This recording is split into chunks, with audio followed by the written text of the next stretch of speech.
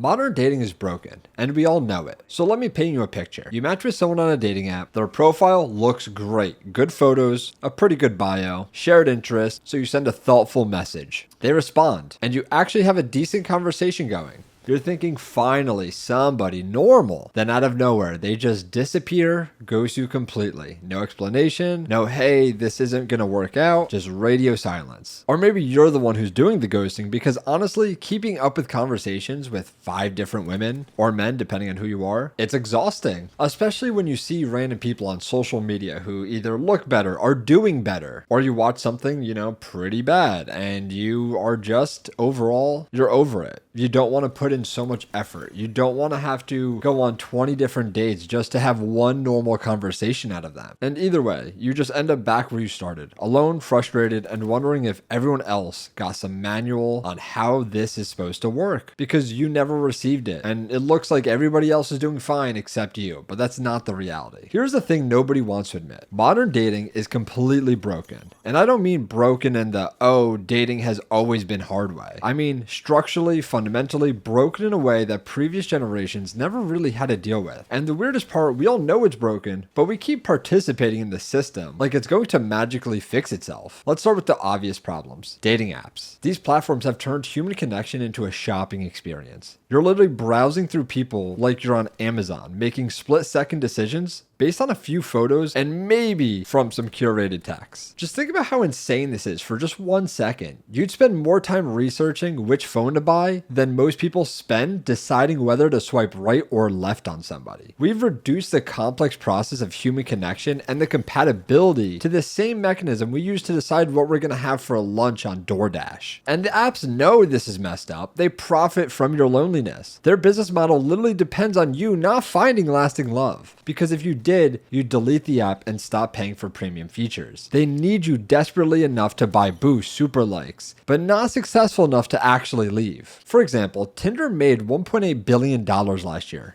Billion with a B. That money came from people who are struggling to find meaningful connections. How is that not completely dystopian to you? But even beyond the app, something fundamental has also shifted in how we approach dating. And I think it comes down to this. We've turned relationships into a performance instead of a connection. Everyone's trying to be the most interesting, most successful, most attractive versions of themselves right out of the gate. Your dating profile isn't you anymore. It's your personal brand. Those aren't candid photos. Those are marketing materials. That bio isn't your personality. It's a pitch. We professionalize romance and it's killing the actual human part of it. I was talking to a friend recently who went on a first date and she was praising this guy the entire week before. Anyways, after the first date, she came back exhausted and over it. And she was like, yeah, this probably isn't gonna work out. The expectations are completely unrealistic.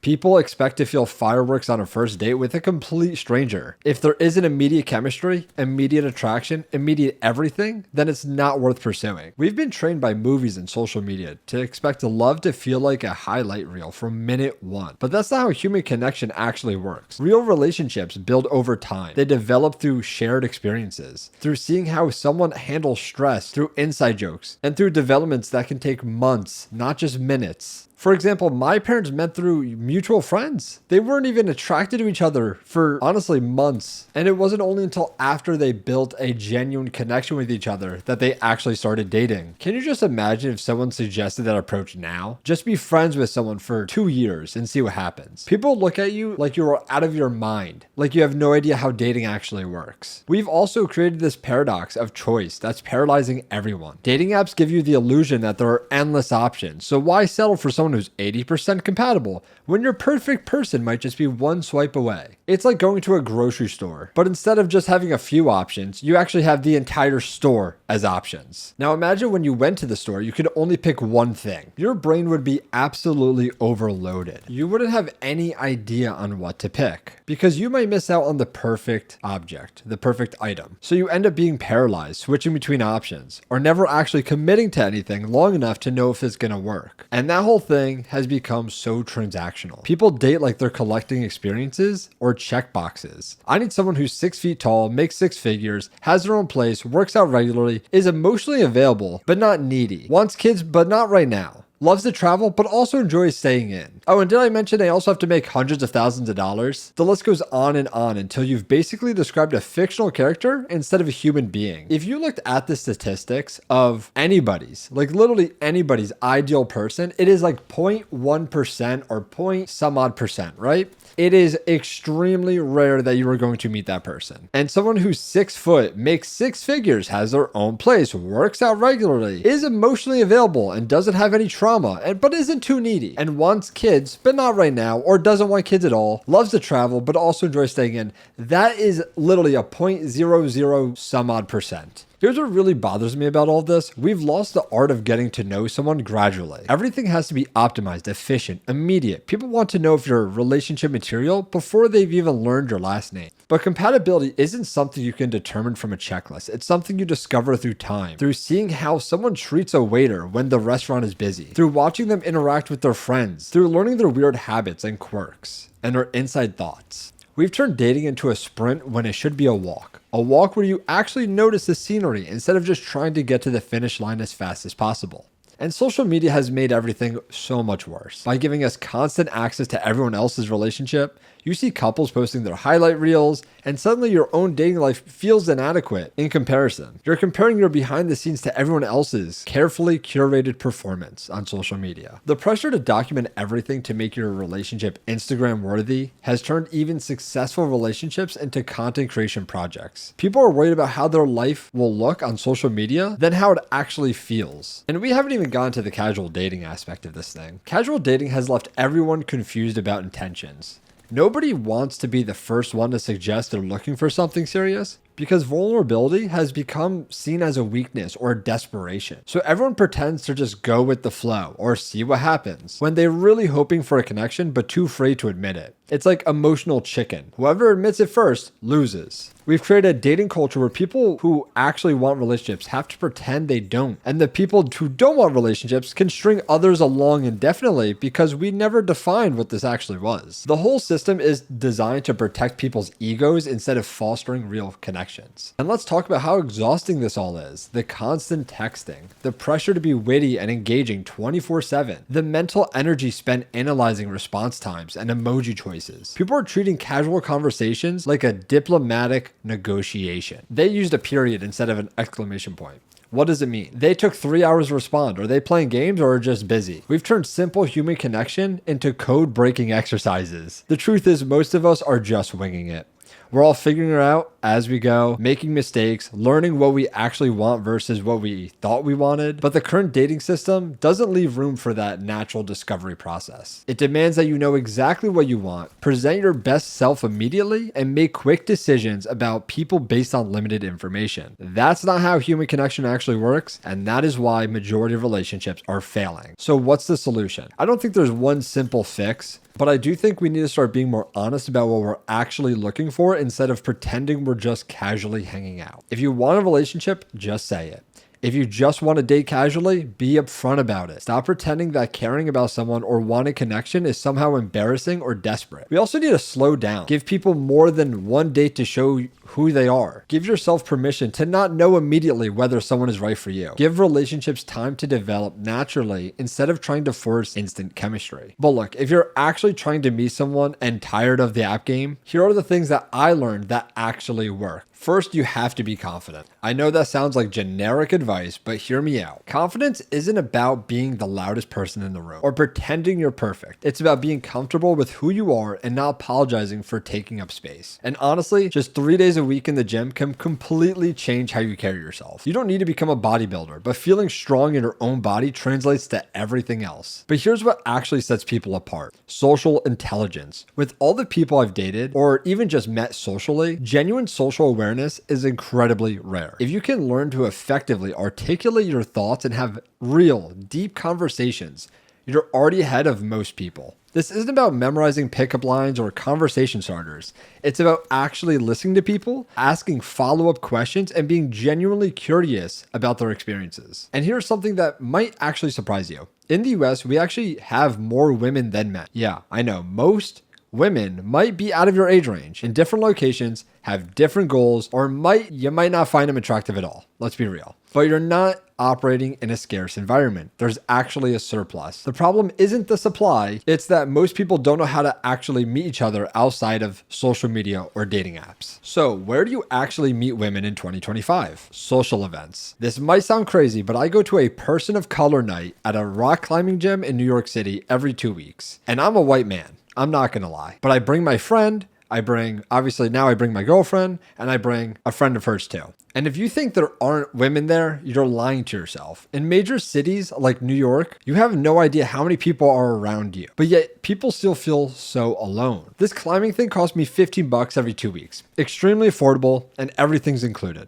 But there are also tons of other options out there. Running clubs, cooking classes, dancing classes, language learning classes. Turn your existing hobbies into social events. There are other people out there, no matter how weird or niche your interests are. And where there are people, there will be women. Unless it's, I don't know, Magic the Gathering or something. Sorry, but that's just the reality. There are also career events, tech meetups, finance networking events, where you can meet other people. But here's the key. Don't go seeking women specifically. You're weird and you're the person who women actively avoid. Go to just meet people and build genuine connection. If you just focus on being social and interesting, conversations will naturally spike up. Maybe it'll be a friend of a friend, or meeting one guy can lead you to his group of female friends, or the other way around. Or maybe they have a network that leads you to other events, and that will make you meet more people. It is literally just a numbers game, but not in the Hinge and Bumble way. The more people you meet, the more practice you get, the more women you'll encounter naturally, and the more confident you'll feel in social situations.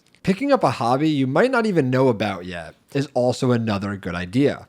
There's golf, tennis, pickleball. They're all massive right now. And tons of women are getting into all of these. These aren't just old person activities anymore. The young Gen Z crowd are taking over and are actually making these things trendy again. And also work on your style. Not gonna lie, the style for both men and women right now is pretty trash in my opinion, my own included.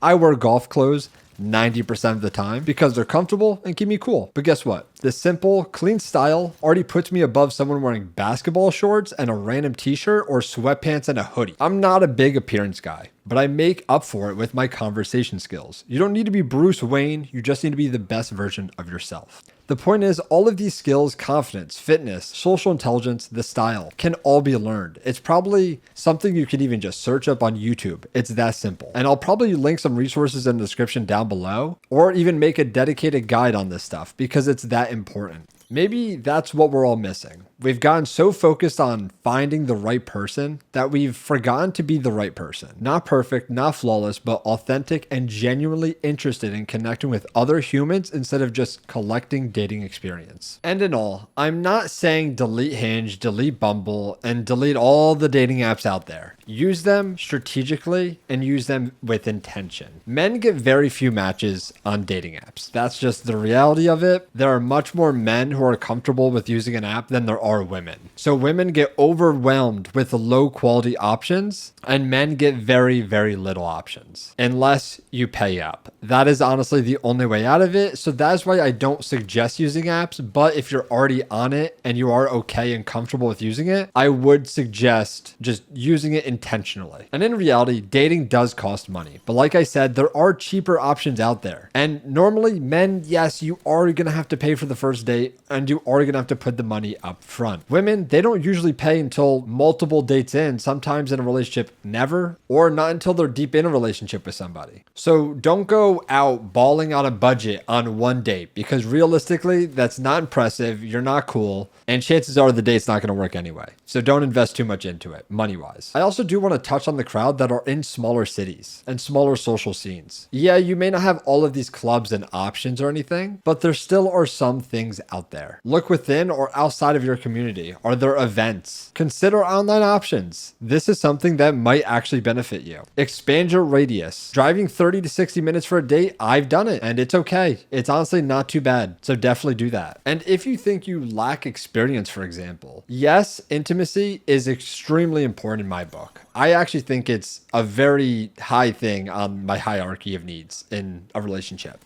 And if you're worried about that while meeting somebody or dating somebody, to be honest, as a man, it's very easy to kind of teach a woman what to do or to learn from a woman on how to, do things to her. You just have to be open-minded, ask questions, and have open communication. That's literally all you need, and you can become better at, what I'm trying to say. And I know all this advice assumes monogamy, but it doesn't have to. Casual dating is okay. You just have to be completely transparent about it. Polyamory is also okay. Just be transparent and don't string people along, or you're part of the issue.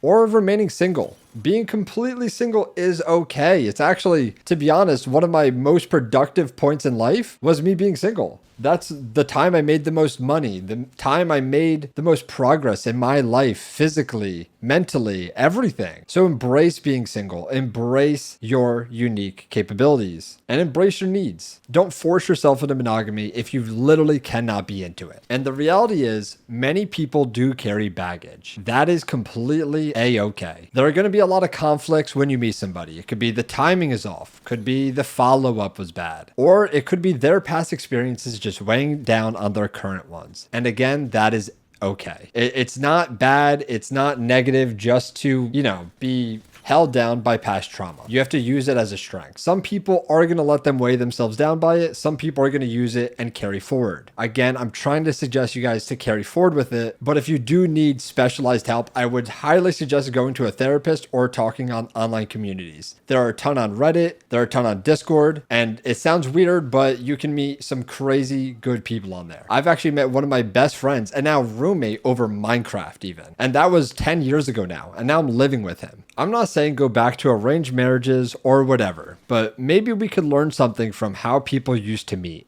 Through community, through shared activities, through actually knowing someone as a person before deciding whether to date them. The current system isn't working for most of us. The data shows it. Our experiences show it. And the billion-dollar industry built around our romantic failures definitely show it. So maybe it's time to try something different. Maybe it's time to opt out of the performance and opt in to actually getting to know people. Maybe it's time to care less about optimizing our dating strategy and maybe about building lives we're excited to share with someone else. What do you guys think? Have you noticed how weird dating has gotten, or am I just overthinking this? And if you're dealing with similar frustrations, you're not alone. We talk about this stuff regularly on our Discord community, linked below. It's a place where people can be honest about the challenges of modern relationships without the usual dating advice nonsense. If this resonated with you, please consider supporting the channel, either through the coffee link in the description, subscribing, or liking the video. I'm here to just have real conversations with you and open discussions. And that means, yes, I will be replying to every single one of your comments. So if you want to have a discussion, leave in the comment section down below or in our Discord. And I'll see you all in the next one. Peace.